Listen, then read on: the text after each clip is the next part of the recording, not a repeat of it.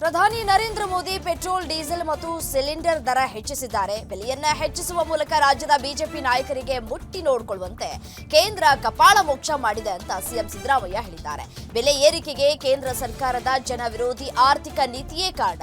ಇದನ್ನ ನಾವು ಹೇಳ್ತಲೇ ಬಂದಿರುವ ಸತ್ಯ ಇವತ್ತು ನಿಜ ಆಗಿದೆ. ಮೋದಿಯವರೇ ದೇಶದ ಜನರ ಮುಂದೆ ಬಿಚ್ಚಿಟ್ಟು ಒಪ್ಪಿಕೊಂಡಿದ್ದಾರೆ ಅಂತ ಆಕ್ರೋಶವನ್ನು ವ್ಯಕ್ತಪಡಿಸಿದ್ದಾರೆ.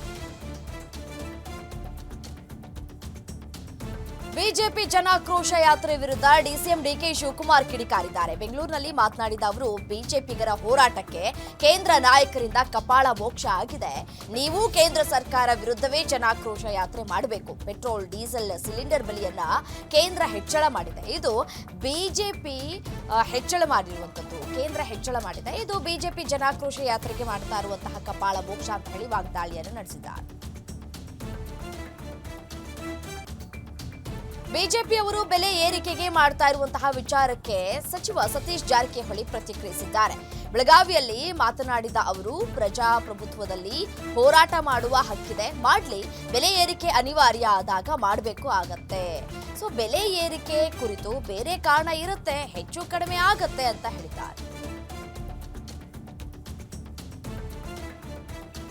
ರಾಜ್ಯ ಸರ್ಕಾರದಿಂದ ದಿನನಿತ್ಯ ಬೆಲೆ ಏರಿಕೆ ರಗಳೆ ಹೆಚ್ಚಾಗಿದೆ ಅಂತ ವಿಪಕ್ಷ ನಾಯಕ ಆರ್ ಅಶೋಕ್ ವಾಗ್ದಾಳಿ ನಡೆಸಿದ್ದಾರೆ. ಬೆಂಗಳೂರಿನಲ್ಲಿ ಮಾತನಾಡಿದ ಅವರು, ಯಾವುದೇ ತೆರಿಗೆ ಹಾಕದೆ ಗ್ಯಾರಂಟಿಗಳನ್ನ ಕೊಟ್ಟು ಕರ್ನಾಟಕವನ್ನ ದೇವಲೋಕ ಮಾಡ್ತೀವಿ ಅಂದಿದ್ರು. ಆದ್ರೆ ಈಗ 5 ಗ್ಯಾರಂಟಿಗೆ ಎಷ್ಟು ಬೇಕೋ ಅಷ್ಟು ತೆರಿಗೆ ಹಾಕಿದ್ದಾರೆ. ಕಾಂಗ್ರೆಸ್ ಜನರ ಜೇಬನ್ನ ದರೋಡೆ ಮಾಡ್ತಾ ಇದೆ ಅಂತ ಕಿಡಿಕಾರಿದ್ದಾರೆ. ರಾಜ್ಯದ ಜನರಿಗೆ ಈ ಸರ್ಕಾರದಿಂದ ಕಪಾಳ ಮೋಕ್ಷ ಆಗ್ತಾ ಇದೆ ಅಂತ ಹೇಳಿ ಬೇವೈ ವಿಜಯೇಂದ್ರ ವಾಗ್ದಾಳಿಯನ್ನು ನಡೆಸಿದ್ದಾರೆ. ಮೈಸೂರಿನಲ್ಲಿ ಮಾತನಾಡಿದ ಅವರು, ಸಿಎಂ ಸಿದ್ದರಾಮಯ್ಯ ಕಳೆದ 20 ತಿಂಗಳಲ್ಲಿ ಅಗತ್ಯ ವಸ್ತುಗಳ ಬೆಲೆ ಏರಿಕೆ ಆಗ್ತಾ ಇದೆ. ಬೆಲೆ ಏರಿಕೆ ಮಾಡೋದಕ್ಕೆ ತಜ್ಞರ ಸಮಿತಿ ಮಾಡಿಕೊಂಡಿದ್ದಾರೆ. ಜನರಿಗೆ ಬರೆ ಎಳೆಯುವ ಕೆಲಸ ದೇಶದಲ್ಲಿ ಎಲ್ಲೂ ಆಗ್ತಾ ಇಲ್ಲ.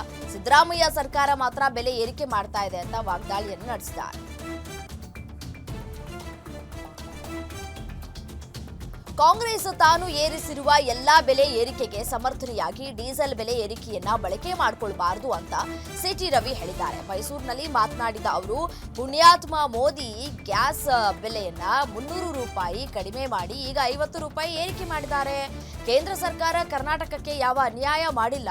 ನಾನು ತಿನ್ನುತ್ತೇನೆ, ನೀವು ತಿನ್ನಿ, ಯಾರು ಮಾತನಾಡಬೇಡಿ ಅನ್ನುವುದು ಸಿಎಂ ಸಿದ್ಧಾಂತ ಅಂತ ಹೇಳಿ ವಾಗ್ದಾಳಿಯನ್ನು ನಡೆಸಿದ್ದಾರೆ. ಉತ್ತರ ಕರ್ನಾಟಕದವರು ಸಿಎಂ ಆಗುವ ಯೋಗ ಇದೆ ಎಂಬ ಕೋಡಿಮಠದ ಶ್ರೀ ಭವಿಷ್ಯ ವಿಚಾರಕ್ಕೆ ಸಂಬಂಧಪಟ್ಟಂತೆ ಸಚಿವ ರಾಮಲಿಂಗಾರೆಡ್ಡಿ ಪ್ರತಿಕ್ರಿಯೆ ಕೊಟ್ಟಿದ್ದಾರೆ. ವಿಜಯಪುರದಲ್ಲಿ ಮಾತನಾಡಿದ ಅವರು, ನನಗೆ ಭವಿಷ್ಯವಾಣಿಯಲ್ಲಿ ನಂಬಿಕೆ ಇಲ್ಲ. ಉತ್ತರ ಕರ್ನಾಟಕದವರು ಮುಖ್ಯಮಂತ್ರಿ ಆದ್ರೆ ಸಂತೋಷ ಅಂತ ಹೇಳಿದರು.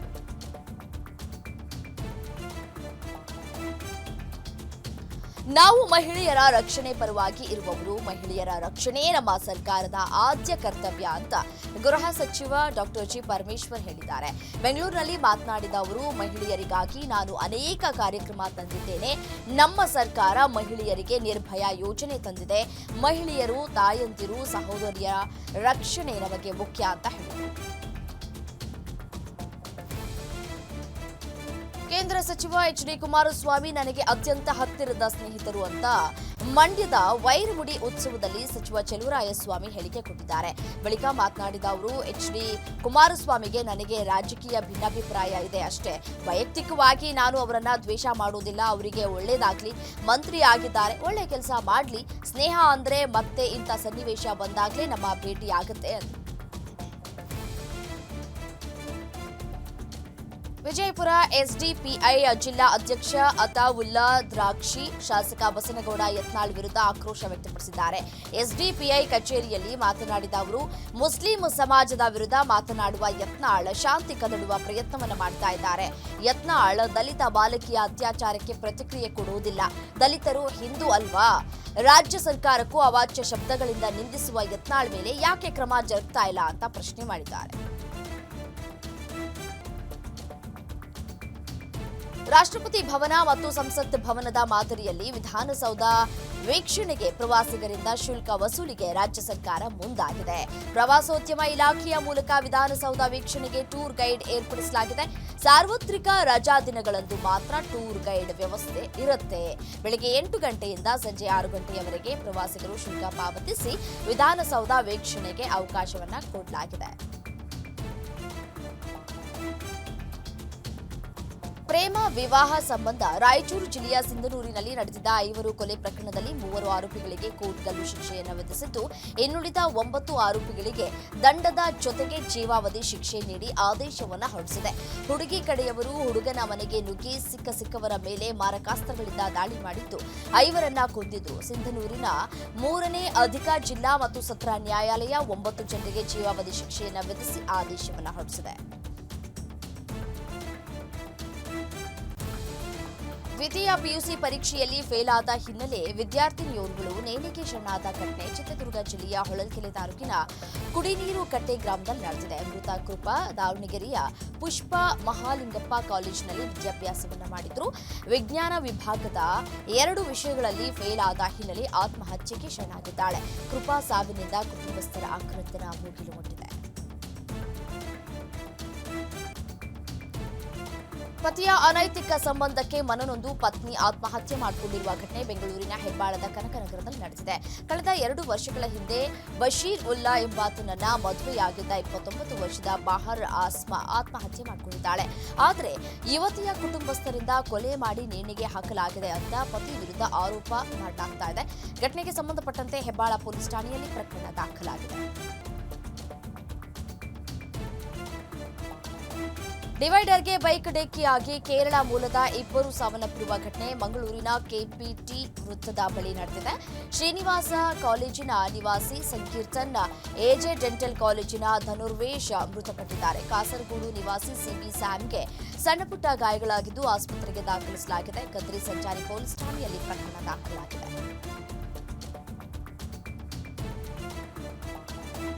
ಕಾರು ಹಾಗೂ ಬೈಕ್ ನಡುವೆ ಭೀಕರ ಅಪಘಾತವಾಗಿ ಸ್ಥಳದಲ್ಲೇ ಬೈಕ್ ಸವಾರ ಸಾವನ್ನಪ್ಪಿರುವ ಘಟನೆ ಚಿತ್ರದುರ್ಗ ಜಿಲ್ಲೆಯ ಮೊಳಕಾಲ್ಮೂರು ತಾಲೂಕಿನ ಯದ್ದಲ ಬೊಮ್ಮಯ್ಯನಹಟ್ಟಿ ಬಳಿ ನಡೆದಿರುವಂತದ್ದು. ರಾಯದುರ್ಗ ಕಡೆ ಹೋಗ್ತಾ ಇದ್ದ ಬೈಕ್ಗೆ ಹಿಂಬದಿಯಿಂದ ಕಾರು ಡಿಕ್ಕಿಯಾಗಿದೆ. ಘಟನೆಯಲ್ಲಿ ಬೈಕ್ ಚಾಲಕ ಕಾಳಿಪ್ರಸಾದ್ ಸಾವನ್ನಪ್ಪಿದ್ದಾರೆ.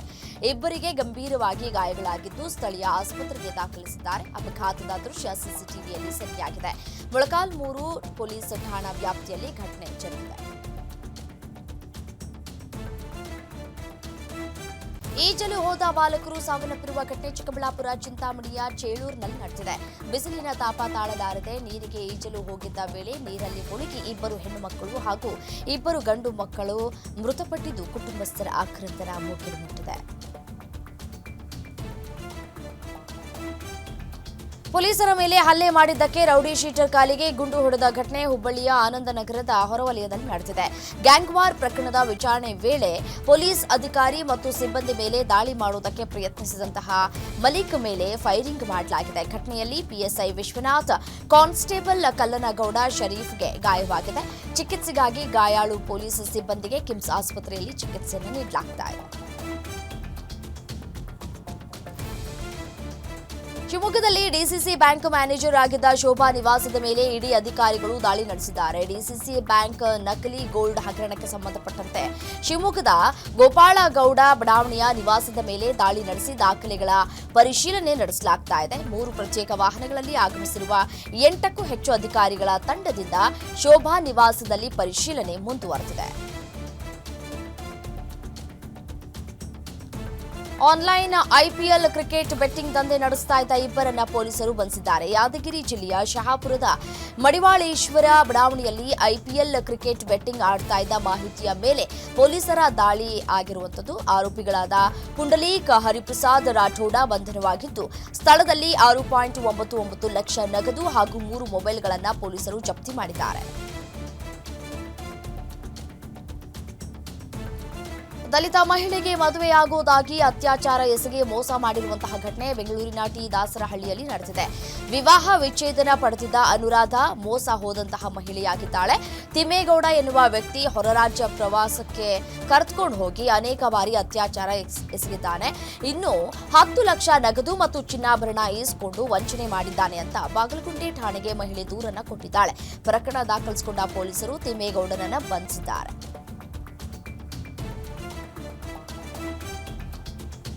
ಪುರಸಭೆ ಅಧ್ಯಕ್ಷರಿಗೆ ಸದಸ್ಯರಿಗೆ ಅಶ್ಲೀಲವಾಗಿ ಚೀಫ್ ಆಫೀಸರ್ ನಿಂದನೆ ಮಾಡಿರುವ ಘಟನೆ ದಾವಣಗೆರೆ ಜಿಲ್ಲೆಯ ಹರಿಹರ ತಾಲೂಕಿನ ಮಲೆಬೆನ್ನೂರು ಪುರಸಭೆಯಲ್ಲಿ ನಡೆದಿದೆ. ಚೀಫ್ ಆಫೀಸರ್ ಎಚ್ಎನ್ ಬಜಕ್ಕನವರ್ ತನ್ನ ಕೆಳ ಅಧಿಕಾರಿಗಳ ಜೊತೆ ಫೋನ್ನಲ್ಲಿ ಮಾತನಾಡುವಾಗ ಅಶ್ಲೀಲ ಪದ ಬಳಕೆ ಮಾಡಿರುವಂತಹ ಆಡಿಯೋ ವೈರಲ್ ಆಗಿದೆ. ಆಡಿಯೋ ವೈರಲ್ ಆಗ್ತಾ ಇದ್ದಂತೆ ಅಧಿಕಾರಿ ವಿರುದ್ಧ ದೂರು ನೀಡುವುದಕ್ಕೆ ಪುರಸಭೆ ಅಧ್ಯಕ್ಷ ಹಾಗೂ ಸದಸ್ಯರು ಮುಂದಾಗಿದ್ದಾರೆ. ಅನ್ಯ ಕೋಮಿನ ಯುವಕ ಹಿಂದೂ ದೇವಸ್ಥಾನಕ್ಕೆ ಕಲ್ಲೆಸೆದ ಘಟನೆ ಬೆಳಗಾವಿ ನಗರದ ಪಾಂಗುಳ ಗಲ್ಲಿಯಲ್ಲಿರುವ ಮಂದಿರದಲ್ಲಿ ನಡೆದಿದೆ. 19 ವರ್ಷದ ಯಾಸೀರ್ ನರಸದಿ ಎಂಬ ವ್ಯಕ್ತಿ ದಕ್ಷಿಣ ಭಾರತದ ಏಕೈಕ ದೇವಸ್ಥಾನ ಅಶ್ವತ್ಥಾಮ ಮಂದಿರಕ್ಕೆ ಕಲ್ಲೆಸೆದಿದ್ದಾನೆ. ಈ ಸಂಬಂಧ ಮಾರ್ಕೆಟ್ ಪೊಲೀಸ್ ಠಾಣೆಯಲ್ಲಿ ದೂರು ದಾಖಲಾಗಿದ್ದು, ಘಟನಾ ಸ್ಥಳಕ್ಕೆ ಬೆಳಗಾವಿ ಡಿಸಿಪಿ ರೋಹನ್ ಜಗದೀಶ್ ಭೇಟಿ ನೀಡಿ ಪರಿಶೀಲನೆ ನಡೆಸಿದ್ದಾರೆ.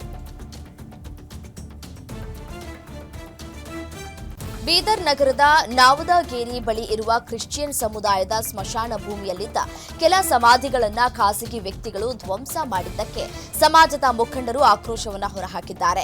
ಲೇಔಟ್ಗೆ ತೆರಳಲು ದಾರಿ ಮಾಡುವ ಸಲುವಾಗಿ ಹಾಗೂ ಈ ಜಾಗ ನಮ್ಮದೆಂದು ಹೇಳಿಕೊಂಡು ಬಂದು ಕೆಲ ಸಮಾಧಿಗಳನ್ನು ನೆಲಸಮ ಮಾಡಿದ್ದಾರೆ ಅಂತ ಸ್ಥಳೀಯರು ಆರೋಪಿಸ್ತಾ ಇದ್ದಾರೆ. ಈ ಕುರಿತು ನ್ಯೂಟೌನ್ ಠಾಣೆಯಲ್ಲಿ ಸಮಾಜದ ಮುಖಂಡರು ದೂರನ್ನ ಸಲ್ಲಿಸಿದ್ದು, ಜಾಗದ ಕುರಿತಾಗಿ ವರದಿ ಸಲ್ಲಿಸುವಂತೆ ನಗರಸಭೆಗೆ ದೂರನ್ನ ರವಾನಿಸಲಾಗಿದೆ. 4.5 ಕಿಲೋಮೀಟರ್ ಡಾಂಬರ್ ರಸ್ತೆಗೆ 4 ಕೋಟಿ ರೂಪಾಯಿ ವೆಚ್ಚ ಮಾಡಿ ಕಳಪೆ ಕಾಮಗಾರಿ ಮಾಡಿದ ಗುತ್ತಿಗೆದಾರನ ಮೇಲೆ ಆರೋಪ ಮಾಡಿದ ಘಟನೆ ಬಳ್ಳಾರಿ ಜಿಲ್ಲೆಯ ಆಳಂದ ತಾಲೂಕಿನಲ್ಲಿ ನಡೆದಿದೆ. ಎಲೆ ನಾವದಗಿ ಬೋಳನಿ ಬಸವನ ಸಂಗೋಳಗಿ ದೇಗಾವರೆಗೂ ಮಾಡಿರುವಂತಹ ರಸ್ತೆ ಕಾಮಗಾರಿ ಕಿತ್ತು ಬರ್ತಾ ಇದೆ. ಕೆಕೆಆರ್ ಡಿಬಿ ಅನುದಾನದಲ್ಲಿ ಗ್ರಾಮೀಣಾಭಿವೃದ್ಧಿ ಹಾಗೂ ಪಂಚಾಯತ್ ರಾಜ್ ಇಲಾಖೆಯಿಂದ ಮಾಡಿರೋ ರಸ್ತೆ ವಿಚಾರವಾಗಿ ಗುತ್ತಿಗೆದಾರ ಮತ್ತು ಅಧಿಕಾರಿಗಳ ವಿರುದ್ಧ ಕ್ರಮಕ್ಕೆ ಸ್ಥಳೀಯರು ಒತ್ತಾಯಿಸಿದ್ದಾರೆ.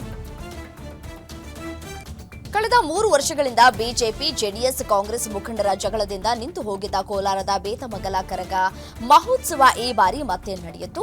ಕರಗ ಹೊತ್ತ ಪೂಜಾರಿ ಕೃಷ್ಣಮೂರ್ತಿ ಅವರು ತಮಟೆ ಬೀಟ್ಸ್ಗೆ ಸಖತ್ ಸ್ಟೆಪ್ ಹಾಕುತ್ತಾ ಪ್ರಮುಖ ಬೀದಿಗಳಲ್ಲಿ ಸಂಚಾರ ನಡೆಸಿದ್ರು. ಈ ವೇಳೆ ಕಾಂಗ್ರೆಸ್ ಜೆಡಿಎಸ್ ಬಿಜೆಪಿ ಸಮಾಜ ಸೇವಕ ವಿ ಮೋಹನ್ ಕೃಷ್ಣ ಅವರ ನೇತೃತ್ವದಲ್ಲಿ ಪ್ರತ್ಯೇಕವಾಗಿ 4 ಕಡೆ ಆರ್ಕೆಸ್ಟ್ರಾ ಆಯೋಜನೆ ಮಾಡುವ ಮೂಲಕ ರಾಜಕೀಯ ಜಿದ್ದಾಜಿದ್ದಿಗೂ ಸಾಕ್ಷಿಯಾಯಿತು. ಬಿರುಗಾಳಿ ಸಹಿತ ಧಾರಾಕಾರ ಮಳೆಗೆ ಶಾಲೆಯ ಮೇಲ್ಚಾವಣಿ ಹಾರಿದ ಘಟನೆ ಉತ್ತರ ಕನ್ನಡ ಜಿಲ್ಲೆಯ ದಾಂಡೇಲಿ ನಗರದಲ್ಲಿ ನಡೆದಿದೆ. ಮಳೆ ಬಿರುಗಾಳಿಗೆ ಅಲೈಡ್ ಏರಿಯಾದ ಸರ್ಕಾರಿ ಉರ್ದು ಶಾಲೆಯ ಮೇಲ್ಚಾವಣಿ ಗಾಳಿಗೆ ಹಾರಿ ಬಿದ್ದಿದೆ. ಶಾಲಾ ಮುಖ್ಯೋಪಾಧ್ಯಾಯಿನಿ ರಿಯಾಹನ್ ಖಾನ್, ಎಸ್ಡಿಎಂಸಿ ಅಧ್ಯಕ್ಷ ಯುನೂಸ್ ಮಾಲಾದಾರ ಸ್ಥಳಕ್ಕೆ ಭೇಟಿ ನೀಡಿ ಪರಿಶೀಲನೆಯನ್ನು ನಡೆಸಿದ್ದಾರೆ. ನಂತರ ಬಂದಂತಹ ಹೆಸ್ಕಾಂ ಸಿಬ್ಬಂದಿ ಮುರಿದು ಹೋಗಿದ್ದ ಮೇಲ್ಚಾವಣಿಯನ್ನ ತೆಗೆದು ಮಾನವೀಯತೆ ಮೆರೆದಿದ್ದಾರೆ. ಮಳೆ ಬಂದ ಕಾರಣ ಏಕಾಏಕಿ ಮನೆ ಮೇಲ್ಚಾವಣಿ ಕುಸಿದು ಬಿದ್ದ ಘಟನೆ ರಾಯಚೂರು ಜಿಲ್ಲೆಯ ಮಸ್ಕಿ ಪಟ್ಟಣದಲ್ಲಿ ನಡೆದಿದೆ. ರಾತ್ರೋರಾತ್ರಿ ಸುರಿದ ಭಾರೀ ಮಳೆಗೆ ಪಟ್ಟಣದ 15ನೇ ವಾರ್ಡ್ನ ನಿವಾಸಿ ಮಲ್ಲಮ್ಮ ರೆಡ್ಡೆಪ್ಪ ಎಂಬುವರ ಮನೆ ಕುಸಿದಿದೆ. ರಾತ್ರಿ ವೇಳೆ ಮನೆ ಮಾಳಿಗೆ ಕುಸಿದಿದ್ದನ್ನ ಕಂಡಂತಹ ಅವರು ಹೊರಗಡೆ ಓಡಿ ಬಂದಿದ್ರು. ಮಲ್ಲಮ್ಮ ಹಾಗೂ 4 ಜನ ಕುಟುಂಬಸ್ಥರು ಪ್ರಾಣಾಪಾಯದಿಂದ ಇದೀಗ ಪಾರಾಗಿದ್ದಾರೆ. ಘಟನೆಯಲ್ಲಿ ಮನೆಯಲ್ಲಿ ಇದ್ದಂತಹ ಪೀಠೋಪಕರಣ ಸೇರಿದಂತೆ ದಿನಬಳಕೆಯ ವಸ್ತುಗಳು ಹಾನಿಯಾಗಿವೆ. ಸ್ಥಳಕ್ಕೆ ಪುರಸಭೆ ಅಧಿಕಾರಿಗಳು ಭೇಟಿ ನೀಡಿ ಪರಿಶೀಲನೆಯನ್ನು ನಡೆಸಿದ್ದು, ವಾಸಕ್ಕೆ ಪರ್ಯಾಯ ವ್ಯವಸ್ಥೆ ಕಲ್ಪಿಸಿ ಪರಿಹಾರ ನೀಡುವಂತೆ ಮಲ್ಲಮ್ಮ ಕುಟುಂಬಸ್ಥರು ಮನವಿ ಮಾಡಿಕೊಂಡಿದ್ದಾರೆ. ಬೀದರ್ ಜಿಲ್ಲೆಯ ಬಸವಕಲ್ಯಾಣ ನಗರದಲ್ಲಿ ಗಾಳಿ ಸಹಿತ ಮಳೆ ಸುರಿದ ಪರಿಣಾಮ ವಿವಿಧೆಡೆ ಬೃಹತ್ ಗಾತ್ರದ ಮರ, ವಿದ್ಯುತ್ ಕಂಬಗಳು ದರಶಾಹಿಯಾಗಿವೆ. ಗಾಳಿಯ ರಭಸಕ್ಕೆ ವಿದ್ಯುತ್ ಕಂಬ ಬಿದ್ದ ಪರಿಣಾಮ ವಾಹನ ಸವಾರನಿಗೆ ಗಂಭೀರ ಗಾಯವಾಗಿದ್ದು, ನಗರದ ಖಾಸಗಿ ಆಸ್ಪತ್ರೆಯಲ್ಲಿ ಚಿಕಿತ್ಸೆಯನ್ನು ಪಡೆತಾ ಇದ್ದಾನೆ. ನಂತರ ನಗರಸಭೆ ಸಿಬ್ಬಂದಿ, ಜೆಸ್ಕಾಂ ಅಧಿಕಾರಿಗಳು ಸ್ಥಳಕ್ಕೆ ಬಂದು ವಿದ್ಯುತ್ ಕಂಬವನ್ನು ತೆರವುಗೊಳಿಸಿದ್ದಾರೆ. ನಾಳೆ ಮಹಾವೀರ ಜಯಂತಿಯ ಹಿನ್ನೆಲೆಯಲ್ಲಿ ಬೆಂಗಳೂರಲ್ಲಿ ಪ್ರಾಣಿ ವಧೆ ಹಾಗೂ ಮಾಂಸ ಮಾರಾಟವನ್ನ ನಿಷೇಧಿಸಿ ಬಿಬಿಎಂಪಿ ಆದೇಶಿಸಿದೆ.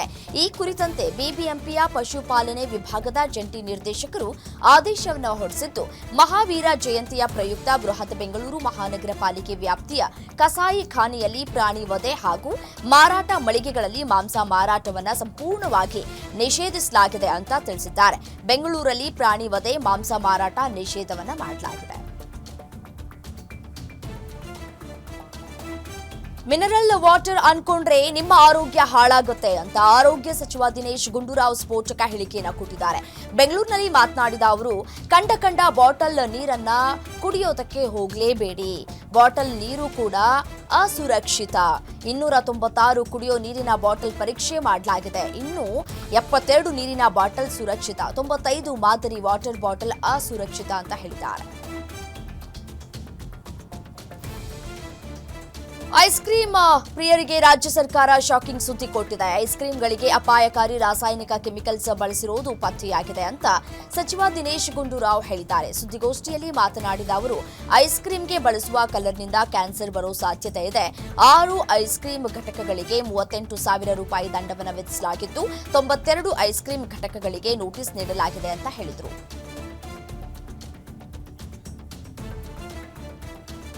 ಸರಣಿ ಬೆಲೆ ಏರಿಕೆಗಳಿಂದ ತತ್ತರಿಸಿರುವ ಕರ್ನಾಟಕ ಜನತೆಗೆ ಶೀಘ್ರದಲ್ಲೇ ಮತ್ತೊಂದು ಶಾಕ್ ಎದುರಾಗಲಿದೆ. ಇತ್ತೀಚೆಗಷ್ಟೇ ಕೆಎಸ್ಆರ್ಟಿಸಿ ಬಸ್ಗಳ ಪ್ರಯಾಣ ದರ ಪರಿಷ್ಕರಣೆ ಮಾಡಲಾಗಿತ್ತು. ಇದೀಗ ಖಾಸಗಿ ಬಸ್ ಸರದಿ. ರಾಜ್ಯಾದ್ಯಂತ ಖಾಸಗಿ ಬಸ್ಗಳ ಟಿಕೆಟ್ ದರ ಹೆಚ್ಚಳ ಮಾಡುವುದಕ್ಕೆ ಖಾಸಗಿ ಬಸ್ ಮಾಲೀಕರ ಒಕ್ಕೂಟ ನಿರ್ಧರಿಸಿದೆ. ಈ ಬಗ್ಗೆ ಮುಂದಿನ ವಾರವೇ ಅಧಿಕೃತ ಪ್ರಕಟಣೆ ಪ್ರಕಟವಾಗುವ ಸಾಧ್ಯತೆ ಇದೆ. ರೈತರನ್ನ ಮದುವೆಯಾಗಲು ಈಗಿನ ಯುವತಿಯರು ಹಿಂದೇಟನ್ನ ಹಾಕ್ತಾ ಇದ್ರು. ಇದರಿಂದ ರೈತ ಯುವಕರು ಕೂಡ ನಮಗೆ ಹೆಣ್ಣು ಕೊಡಿ ಅಂತ ಅಭಿಯಾನವನ್ನ ಕೂಡ ಮಾಡಿದ್ರು. ಅದೇ ವಿಚಾರಕ್ಕೆ ಈಗೊಂದು ಮದುವೆ ಕಾರ್ಡ್ ವೈರಲ್ ಆಗ್ತಾ ಇದ್ದು, ಇನ್ವಿಟೇಷನ್ ಕಾರ್ಡ್ನಲ್ಲಿ ಮದುಮಗ ಮಹೇಂದ್ರ ಎಂಬಾತ ತನ್ನ ಹೆಸರಿನ ಮುಂದೆ ರೈತ ಅಂತ ಹೇಳಿ ಹಾಕಿಸ್ಕೊಂಡಿದ್ದಾನೆ. ಹುಲಿಯೂರು ದುರ್ಗದಲ್ಲಿ ನಿನ್ನೆ ಈ ಮದುವೆ ಜರುಗಿತ್ತು. ಮದುವೆ ಕಾರ್ಡ್ನಲ್ಲಿ ರೈತ ಅಂತ ಹಾಕ್ಸೋಕು ದಮ್ ಬೇಕು ಅಂತ ಹೇಳಿ ಇದೀಗ ಈ ಒಂದು ಪೋಸ್ಟ್ ಕಾರ್ಡ್ ಏನಿದೆ ಅದು ವೈರಲ್ ಕೂಡ ಆಗ್ತಾ ಇದೆ. ಸುದೀರ್ಘ ಚರ್ಚೆಯ ಬಳಿಕ ಕಳೆದ ವಾರ ಸಂಸತ್ನಲ್ಲಿ ಅಂಗೀಕಾರವಾಗಿದ್ದ ಬಹುಚರ್ಚಿತ ವಕ್ಫ್ ತಿದ್ದುಪಡಿ ಮಸೂದೆಗೆ ರಾಷ್ಟ್ರಪತಿ ದ್ರೌಪದಿ ಮುರ್ಮು ಅಂಕಿತ ಹಾಕುವುದರ ಜೊತೆಗೆ ಕಾನೂನುವಾಗಿ ಮಾರ್ಪಟ್ಟಿದೆ. ಇದೀಗ ನಿನ್ನೆಯಿಂದಲೇ ವಕ್ಫ್ ಕಾಯ್ದೆ ದೇಶಾದ್ಯಂತ ಜಾರಿಗೆ ಬಂದಿದ್ದು, ಈ ಬಗ್ಗೆ ಕೇಂದ್ರ ಸರ್ಕಾರ ಅಧಿಸೂಚನೆ ಹೊರಡಿಸಿದೆ. ಆ ಮೂಲಕ ಕಾನೂನು ಅಧಿಕೃತವಾಗಿ ಜಾರಿಯಾಗಿದೆ. ರಾಜ್ಯ ವಿಧಾನಸಭೆಗಳು ಅಂಗೀಕರಿಸಿದ ಮಸೂದೆಗಳಿಗೆ ಸಂಬಂಧಪಟ್ಟಂತೆ ರಾಜ್ಯಪಾಲರ ಪಾತ್ರದ ಬಗ್ಗೆ ಸುಪ್ರೀಂ ಕೋರ್ಟ್ ಮಹತ್ವದ ತೀರ್ಪನ್ನ ನೀಡಿದೆ. ರಾಜ್ಯ ಸರ್ಕಾರ ಪಾಸ್ ಮಾಡುವ ಬಿಲ್ಗಳನ್ನು ರಾಜ್ಯಪಾಲರಿಗೆ ಅನಿಶ್ಚಿತ ಕಾಲಕ್ಕೆ ತಡೆ ಹಿಡಿಯಲು ಸಾಧ್ಯವಿಲ್ಲ ಅಂತ ಹೇಳಿದೆ. ಇದಕ್ಕಾಗಿ ಸುಪ್ರೀಂ ಕೋರ್ಟ್ 3 ತಿಂಗಳ ಕಾಲಾವಧಿಯನ್ನು ಕೂಡ ಸೂಚಿಸಿದೆ. ರಾಜ್ಯ ಶಾಸಕಾಂಗ ಕಳುಹಿಸುವ ಮಸೂದೆಗಳನ್ನು ಅಂಗೀಕರಿಸದೇ ಇರುವುದಕ್ಕೆ ರಾಜ್ಯಪಾಲರಿಗೆ ಯಾವುದೇ ರೀತಿಯ ವಿಟೋ ಅಧಿಕಾರವಿಲ್ಲ ಅಂತ ಹೇಳಿದೆ. ಈ ಮೂಲಕ ರಾಜ್ಯಪಾಲರ ಜೊತೆಗೆ ಕೇಂದ್ರ ಸರ್ಕಾರಕ್ಕೂ ಸುಪ್ರೀಂ ಕೋರ್ಟ್ ಅಂಕುಶ ಹಾಕಿದೆ.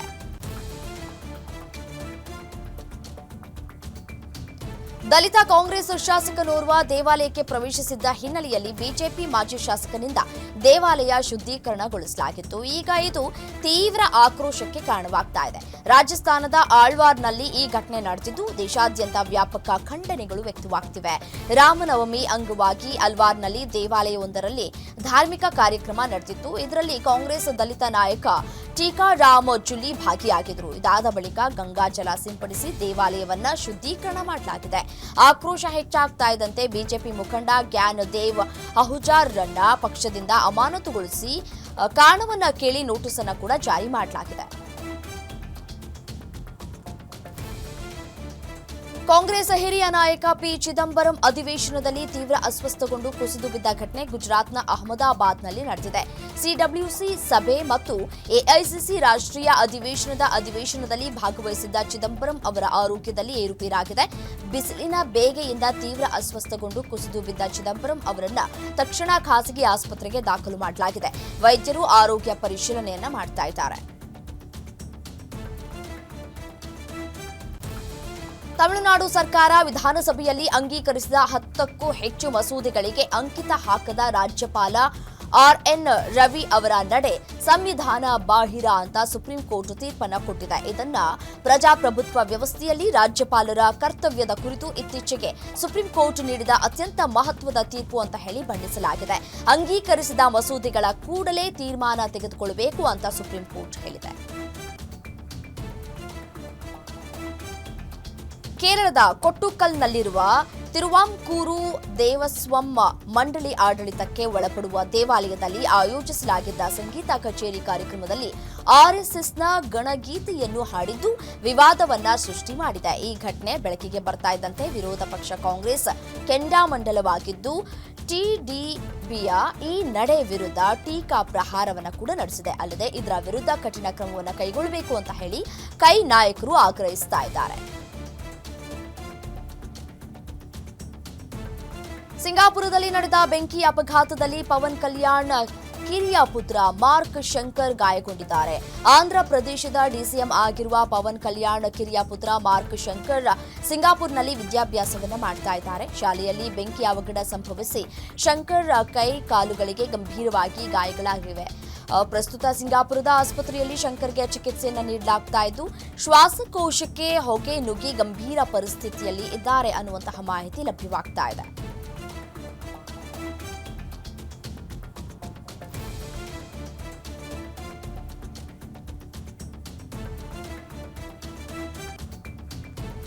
ಇಂಡೋನೇಷ್ಯಾದ ಪಶ್ಚಿಮ ಪ್ರಾಂತ್ಯದಲ್ಲಿ 5.9 ತೀವ್ರತೆಯ ಭೂಕಂಪ ಅನುಭವಿಸಿದೆ ಅಂತ ಹವಾಮಾನ ಮತ್ತು ಭೂ ಭೌತಶಾಸ್ತ್ರ ಏಜೆನ್ಸಿ ತಿಳಿಸಿದೆ. ಆರಂಭದಲ್ಲಿ ಭೂಕಂಪದ ತೀವ್ರತೆ 6.2 ಇತ್ತು ಅಂತ ವರದಿಯಾಗಿದೆ. ಮುಂಜಾನೆ 2:48ಕ್ಕೆ ಭೂಕಂಪ ಸಂಭವಿಸಿದೆ. ಭೂಕಂಪದ ಕೇಂದ್ರ ಬಿಂದುವು ಸಿಮೆಯುಲೆ ರೀಜೆನ್ಸಿಯ ಸಿನಾಬಾಂಗ್ ನಗರದಿಂದ 62 ಕಿಲೋಮೀಟರ್ ದೂರದಲ್ಲಿ ಸಮುದ್ರದ ತಳದಿಂದ 30 ಕಿಲೋಮೀಟರ್ ಆಳದಲ್ಲಿದೆ ಅಂತ ಹೇಳಲಾಗ್ತಾ ಇದೆ. ಅಬುಧಾಬಿಯಿಂದ ಆಗಮಿಸಿದ ಇಬ್ಬರು ಮಹಿಳೆಯರು ಪಾಕಿಸ್ತಾನದ ಲಾಹೋರ್ನ ಅಂತಾರಾಷ್ಟ್ರೀಯ ವಿಮಾನ ನಿಲ್ದಾಣದಲ್ಲಿ ಕಸ್ಟಮ್ಸ್ ಸಿಬ್ಬಂದಿಯೊಂದಿಗೆ ಮಾತಿನ ಚಕಮಕಿ ನಡೆಸಿದ್ದಾರೆ. ದುಬಾರಿ ಲೆಹೆಂಗಾಗಳು ಮತ್ತು ಕೆಲವು ಎಲೆಕ್ಟ್ರಾನಿಕ್ ವಸ್ತುಗಳನ್ನು ಒಳಗೊಂಡ ಅವರ ಬ್ಯಾಗ್ ತಪಾಸಣೆಯ ವೇಳೆ ಈ ಗಲಾಟೆಯಾಗಿದೆ. ಜಗಳ ತಾರಕಕ್ಕೇರಿದ್ದು ಹೊಡೆದಾಡಿಕೊಂಡಿದ್ದಾರೆ. ವಿಡಿಯೋ ಈಗ ಸೋಷಿಯಲ್ ಮೀಡಿಯಾದಲ್ಲಿ ಸಿಕ್ಕಾಪಟ್ಟೆ ವೈರಲ್ ಆಗಿದೆ. ಐಪಿಎಲ್ ಪಂದ್ಯದಲ್ಲಿ ಚೆನ್ನೈ ವಿರುದ್ಧ ಪಂಜಾಬ್ 18 ರನ್ಗಳ ಭರ್ಜರಿ ಗೆಲುವನ್ನು ಸಾಧಿಸಿದೆ. ಪಂಜಾಬ್ ನೀಡಿದ 220 ರನ್ಗಳ ಗುರಿ ಬೆನ್ನಟ್ಟಿದಂತಹ ಚೆನ್ನೈ 201ಕ್ಕೆ ಸೀಮಿತವಾಯಿತು. ಧೋನಿ ದಿಟ್ಟ ಹೋರಾಟವನ್ನು ನೀಡಿದ್ರೂ ಕೂಡ ತಂಡ ಮತ್ತೊಂದು ಸೋಲನ್ನ ಅನುಭವಿಸಿದೆ. ಚೆನ್ನೈ ಪರ ಕಾನ್ವೆ 69 ರನ್, ದುಬೆ 42 ರನ್ ಮತ್ತು ರಚಿನ್ 36 ರನ್ ಗಳಿಸಿದ್ರು. ಇದಕ್ಕೂ ಮುನ್ನ ಪಂಜಾಬ್ ಕಿಂಗ್ಸ್ ಪರ ಓಪನರ್ ಪ್ರಿಯಾಂಶ್ ಆರ್ಯ ಶತಕ ಸಿಡಿಸಿದ್ರು. ಐಪಿಎಲ್ನಲ್ಲಿ ಪಂಜಾಬ್ 3ನೇ ಗೆಲುವನ್ನು ಸಾಧಿಸಿದ್ರೆ ಚೆನ್ನೈಗೆ 4ನೇ ಸೋಲು ಆಗಿದೆ. ಈಡನ್ ಗಾರ್ಡನ್ಸ್ ಕೋಲ್ಕತಾದಲ್ಲಿ ನಡೆದ ಐಪಿಎಲ್ ಪಂದ್ಯದಲ್ಲಿ ಕೆಕೆಆರ್ ವಿರುದ್ಧ ಲಖನೌ ತಂಡ 4 ರನ್ಗಳಿಂದ ಜಯಗಳಿಸಿದೆ. 239 ರನ್ಗಳ ಗುರಿ ಬೆನ್ನಟ್ಟಿದ ಕೆಕೆಆರ್ 234 ರನ್ಗಳಿಗೆ ಸೀಮಿತವಾಗಿದೆ. ಕೆಕೆಆರ್ ಪರ ರಹಾನೆ 61 ರನ್, ವೆಂಕಟೇಶ್ 45 ರನ್ ಗಳಿಸುವ ಮೂಲಕ ಉತ್ತಮ ಪ್ರದರ್ಶನವನ್ನು ನೀಡಿದ್ರು. ಕೊನೆಯಲ್ಲಿ ರಿಂಕು ಕಠಿಣ ಹೋರಾಟ ನಡೆಸಿದ್ರು, ಯಾವುದೇ ಪ್ರಯೋಜನ ಆಗಿಲ್ಲ. ಲಖನೌ ಬೌಲರ್ಗಳಾದ ಆಕಾಶ್ ಮತ್ತು ಶಾರ್ದುಲ್ ತಲಾ 2 ವಿಕೆಟ್ ಅನ್ನು ಪಡೆದರು. ಮುಂಬೈ ವಿರುದ್ಧ ಗೆಲುವಿನ ಖುಷಿಯಲ್ಲಿದ್ದ ಆರ್ಸಿಬಿಗೆ ಕ್ಯಾಪ್ಟನ್ಗೆ ಸಂಬಂಧಪಟ್ಟಂತೆ ಬಿಸಿಸಿಐ ಭಾರೀ ದಂಡವನ್ನ ವಿಧಿಸಿದೆ. ನಿಧಾನಗತಿಯ ಓವರ್ ರೇಟ್ ಕಾರಣದಿಂದ ರಜತ್ ಪಾಟಿದಾರ್ಗೆ 12 ಲಕ್ಷ ರೂಪಾಯಿ ದಂಡ ವಿಧಿಸಲಾಗಿದೆ. ಐಪಿಎಲ್ ನೀತಿ ಸಂಹಿತೆಯ ಆರ್ಟಿಕಲ್ 2.2 ಅಡಿಯಲ್ಲಿ ಕನಿಷ್ಠ ಓವರ್ ರೇಟ್ ಅಪರಾಧಗಳಿಗೆ ಸಂಬಂಧಪಟ್ಟಂತೆ ಪಾಟಿದಾರ್ ತಂಡ ಈ ಋತುವಿನ ಮೊದಲ ಅಪರಾಧ ಇದಾಗಿರುವುದರಿಂದ ಅವರಿಗೆ 12 ಲಕ್ಷ ರೂಪಾಯಿ ದಂಡವನ್ನು ವಿಧಿಸಲಾಗಿದೆ ಅಂತ ಹೇಳಿ ವರದಿಯಾಗಿದೆ. ಅರ್ಜೆಂಟೀನಾದ ಬ್ಯೂನಸ್ ಐರಿಸ್ನಲ್ಲಿ ನಡೀತಾ ಇರುವ ಶೂಟಿಂಗ್ ವಿಶ್ವಕಪ್ನಲ್ಲಿ ಭಾರತ ಇದುವರೆಗೆ 5 ಪದಕಗಳನ್ನು ಗೆದ್ದಿದೆ. ಇದರಲ್ಲಿ 3 ಚಿನ್ನ, 1 ಬೆಳ್ಳಿ, 1 ಕಂಚನ್ನ ಜಯಗಳಿಸಿದ್ದಾರೆ. ಇತ್ತೀಚೆಗೆ 18 ವರ್ಷದ Suruchi Phogat 10 metre air pistol ಸ್ಪರ್ಧೆಯಲ್ಲಿ ಚಿನ್ನದ ಪದಕವನ್ನು ಗೆದ್ದರು. ಮತ್ತೊಂದೆಡೆ ಒಲಿಂಪಿಕ್ ಪದಕ ವಿಜೇತೆ ಮನುಬಾಕರ್ ಒಂದೇ ಒಂದು ಅಂಕದಿಂದ ಫೈನಲ್ ತಲುಪುವುದಕ್ಕೆ ವಿಫಲರಾಗಿದ್ದಾರೆ. ಮಗಳಿಗಾಗಿ ಯುದ್ಧಕಾಂಡ ಸಿನಿಮಾ ನಿರ್ಮಿಸಿರುವುದಾಗಿ ಅಜಯ್ ರಾವ್ ಇತ್ತೀಚೆಗೆ ಹೇಳಿಕೊಂಡಿದ್ರು. ಹಾಗೆಯೇ ಈ ಸಿನಿಮಾ ಮಾಡೋದಕ್ಕೆ ಸಾಕಷ್ಟು ಸಾಲ ಮಾಡಿಕೊಂಡಿದ್ದ ಕುರಿತು ಮಾತನಾಡಿದ್ರು. ಚಿತ್ರೀಕರಣದ ವೇಳೆ ಹಣದ ಕೊರತೆಯಿಂದ ತಮ್ಮ ಬಳಿ ಇದ್ದಂತಹ BMW ಕಾರನ್ನ ಮಾರಿದ್ದಾರೆ. ಹೀಗಾಗಿ ಅದನ್ನ ಖರೀದಿಸಿದವರು ತೆಗೆದುಕೊಂಡು ಹೋಗೋದಕ್ಕೆ ಬಂದಾಗ ಅಜಯ್ ಪುತ್ರಿ ಚರಿಷ್ಮಾ ಸಿಕ್ಕಾಪಟ್ಟೆ ಗಲಾಟೆ ಮಾಡಿದ್ರು ಅಂತ ಅಜಯ್ ರಾವ್ ಹೇಳಿಕೊಂಡಿದ್ರು. ಆ ಪುಟಾಣಿ ಅತ್ತಿರೋದು ನೋಡಿದ್ರೆ ಎಂತವರನ್ನ ಕೂಡ ಭಾವುಕರನ್ನಾಗಿಸುತ್ತೆ. ಪ್ರಶಾಂತ್ ನೀಲ್ ನಿರ್ದೇಶನದ NTR ನಾಯಕನಾಗಿ ನಟಿಸ್ತಾ ಇರುವ ಸಿನಿಮಾದ ಹೊಸ ಅಪ್ಡೇಟ್ ಇವತ್ತು ಮಧ್ಯಾಹ್ನ ಹೊರಬೀಳಲಿಕ್ಕಿದೆ. ಮೈತ್ರಿ ಮೂವಿ ಮೇಕರ್ಸ್ ಮತ್ತು NTR ಆರ್ಟ್ಸ್ ಜಂಟಿಯಾಗಿ ನಿರ್ಮಿಸ್ತಾ ಇರುವಂತಹ ಈ ಚಿತ್ರಕ್ಕೆ ರವಿ ಬಸೂರು ಸಂಗೀತ ಸಂಯೋಜಿಸ್ತಾ ಇದ್ದಾರೆ. ಮುಂಬರುವ ಸಂಕ್ರಾಂತಿಗೆ ಸಿನಿಮಾ ರಿಲೀಸ್ ಆಗುವ ಸಾಧ್ಯತೆ ಇದೆ. ಈ ಚಿತ್ರಕ್ಕೆ ಡ್ರ್ಯಾಗನ್ ಅಂತ ಹೇಳಿ ಹೆಸರಿಡಲಾಗಿದೆ ಅಂತ ತಿಳಿದು ಬಂದಿದ್ದು ಇವತ್ತು ಅಧಿಕೃತವಾಗಿ ಘೋಷಣೆಯಾಗಲಿಕ್ಕಿದೆ. ಸೋಷಿಯಲ್ ಮೀಡಿಯಾದಲ್ಲಿ ಯಾವ ಟೀಮ್ ಗೆಲ್ಲುತ್ತೆ ಯಾವ ಟೀಮ್ ಸೋಲುತ್ತೆ ಅಂತ IPL ಬೆಟ್ಟಿಂಗ್ ಪ್ರಮೋಷನ್ ಮಾಡುವ ರೀಲ್ಸ್ ಸ್ಟಾರ್ಸ್ಗಳಿಗೆ ಸೈಬರ್ ಪೊಲೀಸರು ನೋಟಿಸ್ ಕೊಟ್ಟಿದ್ದಾರೆ. ಬರೋಬ್ಬರಿ 100ಕ್ಕೂ ಹೆಚ್ಚು ಬೆಟ್ಟಿಂಗ್ ಪ್ರಮೋಷನ್ ರೀಲ್ಸ್ ಮಾಡಿದ ದೀಪಕ್ ಗೌಡ, ಸೋನು ಗೌಡ, ಶಿಲ್ಪಾ ಗೌಡ, ವರುಣ್ ದಚ್ಚು, ವರುಣ್ ಆರಾಧ್ಯ ಸೇರಿ ಕಿರುತೆರೆ ನಟ ನಟಿಯರಿಗೂ ನೋಟಿಸ್ ಅನ್ನ ಕೊಡಲಾಗಿದೆ. ಬೆಂಗಳೂರು, ಮಂಗಳೂರು, ಮಂಡ್ಯದಿಂದ ಕರೆಸಿ ವಿಚಾರಣೆ ಮಾಡಿ ಇನ್ಮುಂದೆ ಬೆಟ್ಟಿಂಗ್ ಪ್ರಮೋಷನ್ ಮಾಡದಂತೆ ಪೊಲೀಸರು ಖಡಕ್ ವಾರ್ನಿಂಗ್ ಕೊಟ್ಟಿದ್ದಾರೆ. ಇವಿಷ್ಟು 50 ಗ್ಯಾರಂಟಿಯ ಹೈಲೈಟ್ಸ್. ನೋಡ್ತಾ ಇರಿ ಗ್ಯಾರಂಟಿ ನ್ಯೂಸ್, ಸುದ್ದಿ ಖಚಿತ, ನ್ಯಾಯ ನಿಶ್ಚಿತ.